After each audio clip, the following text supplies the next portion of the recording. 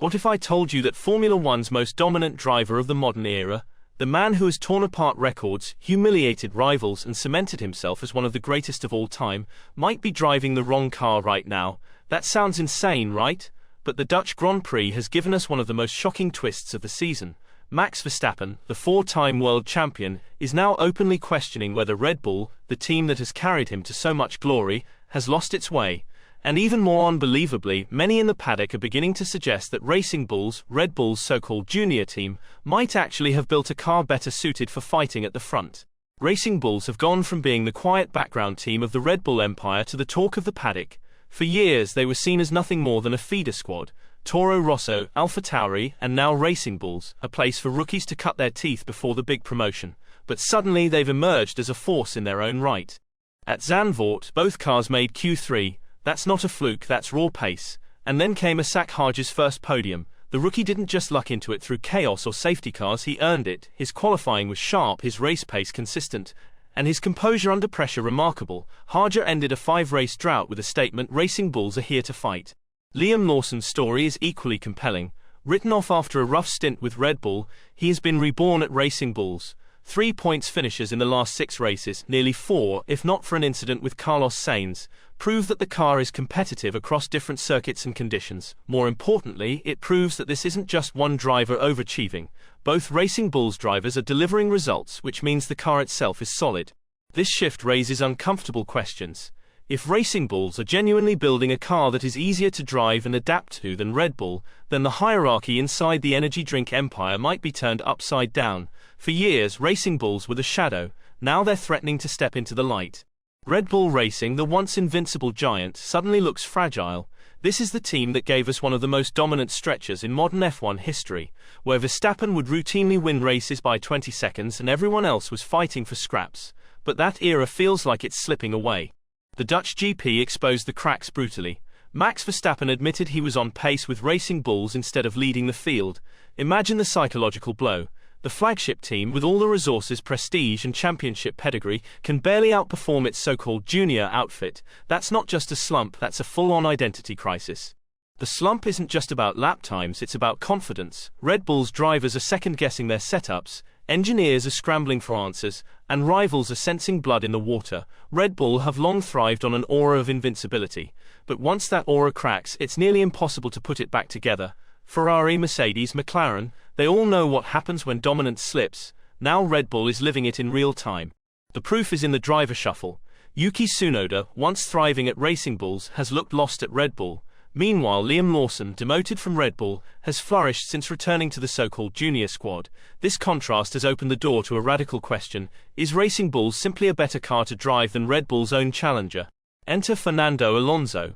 The two-time world champion, known for calling things as he sees them, dropped a bombshell. If Verstappen were in that car, he'd fight for the championship. This isn't a throwaway comment.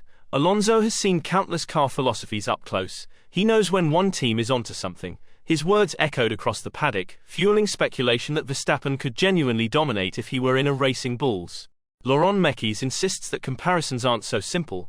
Each team builds its car from a different genesis, making it impossible to directly transfer ideas. But between the lines, one truth is clear: Red Bull may have chosen the wrong development path. While Racing Bulls crafted a car that's predictable, stable, and confidence-inspiring, Red Bull's latest design feels unstable, inconsistent, and unforgiving. Max Verstappen has always been the calm center of Red Bull's storm. No matter how chaotic things got around him, he just drove faster, smarter, and harder than anyone else.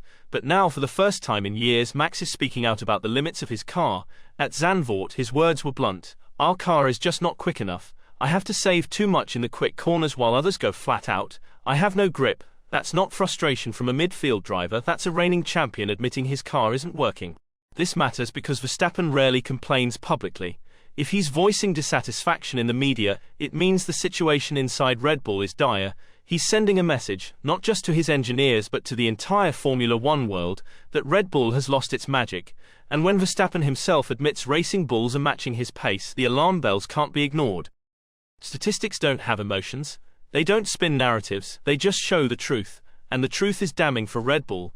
Since their respective moves, Lawson has scored 20 points, Hajar an impressive 37, while Tsunoda has just 9 in the Red Bull. That's not a small sample size, that's half a season of data, and it paints a picture that no amount of PR can cover up. For context, think back to the criticism Perez faced last year for finishing 8th while Verstappen won the championship. That gap was considered embarrassing, but now Tsunoda is performing even worse relative to his Racing Bulls peers, and nobody can blame his skill. The numbers prove one thing: the Red Bull car concept is broken, and Racing Bulls may actually be the sharper weapon right now. Remember when Perez was slammed for finishing 8th in the championship while Verstappen won the title? Now, Cadillac's decision to sign Perez paints a new picture. The American outfit clearly believes that his struggles weren't due to lack of skill, but the quirks of Red Bull's car. Suddenly, Perez looks less like a washed-up driver and more like a victim of poor engineering direction. This decline hasn't come from nowhere. Since the departures of Adrian Newey, Paul Monahan and other key figures, Red Bull has looked lost. Christian Horner's shocking dismissal only added to the chaos. Helmut Marko insists it wasn't politics but lack of results that forced these decisions. But without its technical backbone, Red Bull no longer feels like the finely tuned machine it once was. All of this drama is happening with the biggest regulation reset in years just around the corner. 2026 isn't just another season, it's a complete reimagining of Formula One. Cars will be rebuilt from the ground up, engines will change, aerodynamic philosophies will reset. It's the kind of moment that defines dynasties, or destroys them. If Red Bull are already struggling in 2025, what does that say about their readiness for 2026? Teams like Mercedes and Ferrari are pouring everything into their projects. McLaren is on a sharp upward trajectory. Racing Bulls, with their simpler and more effective philosophy, might hit the ground running. Meanwhile, Red Bull looks like a team stuck in limbo. Their technical staff has been gutted, their car concept is shaky, and their star driver's loyalty only extends to the first year of the new rules. If they don't nail 2026, they could fade into irrelevance overnight. And if that happens, Racing Bulls could do the unthinkable, outshine the very team that created them. Here's where things get fascinating. Imagine Verstappen in a Racing Bulls. Hajar qualified on the second row alongside Max at Zandvoort. So what could Max himself do in that car? Could he put it on pole? Could he fight for race wins? It's not as crazy as it sounds. Racing Bull's philosophy is straightforward, the car predictable, and Verstappen's talent unmatched. Theoretically, he could dominate instantly. Within the paddock, the speculation is real. Some insiders even suggest Verstappen could experiment with Racing Bulls before 2026. While contractually unlikely, the whispers highlight just how much faith people have lost in Red Bull's direction.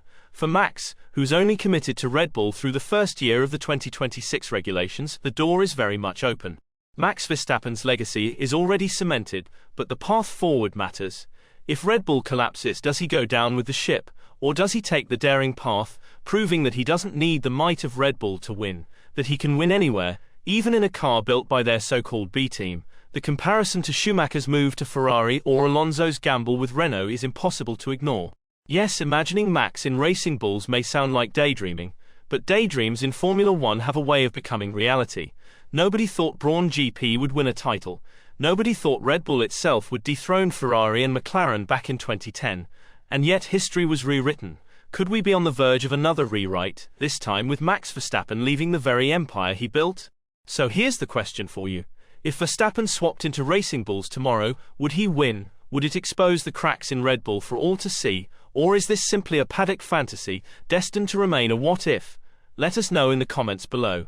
And if you want more explosive F1 news and analysis, make sure you like this video, subscribe to the channel and hit the notification bell so you never miss a single update.